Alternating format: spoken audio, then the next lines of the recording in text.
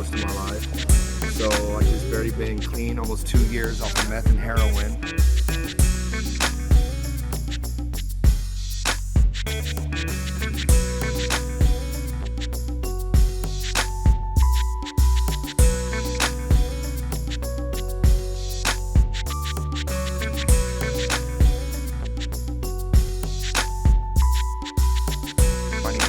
Back in my life because I kind of pushed them away because of my addiction. So now that I'm trying to get right with God, I know I just have to be still and be patient to wait to allow Him to bring all this scatteredness that I scattered from my addiction to bring back. You know what I mean? The pieces of my puzzle. You know, I want the ending of my life to be the way He wants it to be, not the way Shane wants it to be. Yeah, and this is my last go round right here, and I'm ready for it. You know, whatever God has planned for me, I'm ready for it.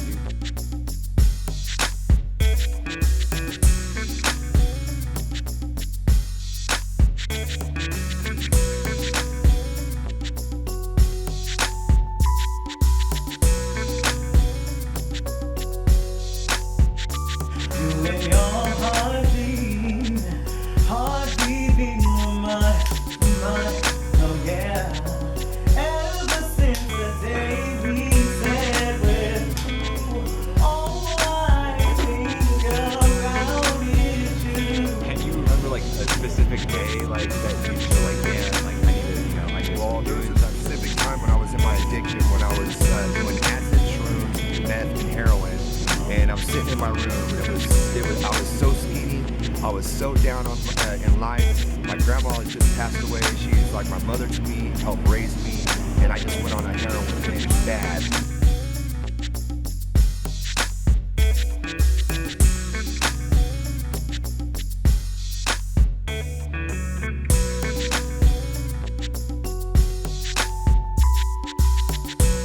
I was sitting Indian style in the room, and I felt this stuck my head in between my legs, and I felt like these arms wrapping around me in the middle of my addiction and being so high, and I felt the love of God. Or whatever. Man, I taught a Bible study yesterday. I was sharing with you. I talked about Abraham, how God made Abraham a promise. You know, He said, your descendants are going to be blessed.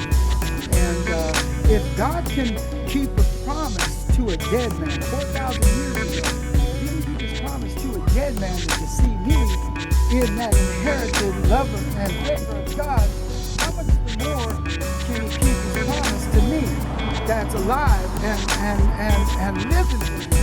I just felt His arms wrapping around me, and then all my tears just freaking stopped, and my face was so drenched. And I said, you know what? There's more than life to this. Because I believe God's going to deal with that situation. You know, He promised me that. Yeah, we're all human. We all make Exactly. mistakes. You know, our story is our story, but if we can tell our story to another human being, really understand, because people who are out there and never done anything, never had an addiction or anything, they won't understand. It ain't about your cars. It's about your life. And if you're not taking care of you, nothing matters, you know? And so I'm excited because this is where God brought me. He brought me here, and every day He's just doing some great things.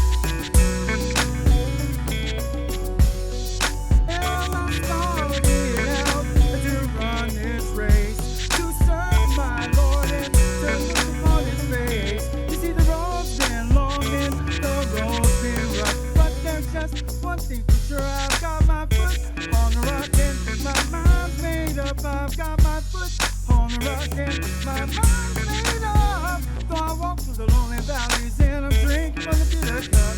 And when the devil comes around, he tries to show me this easier way. I point my hand in his face and I say, in Jesus' name, I've got my foot on the rock and my mind's made up. You see the devil, he's a liar. He'll try to turn your thoughts aside. He's gonna make you sick in body. He's gonna try to take your life. But turn into my Jesus. I say, Lord, I had enough. And the Lord say, move on, say, he's got his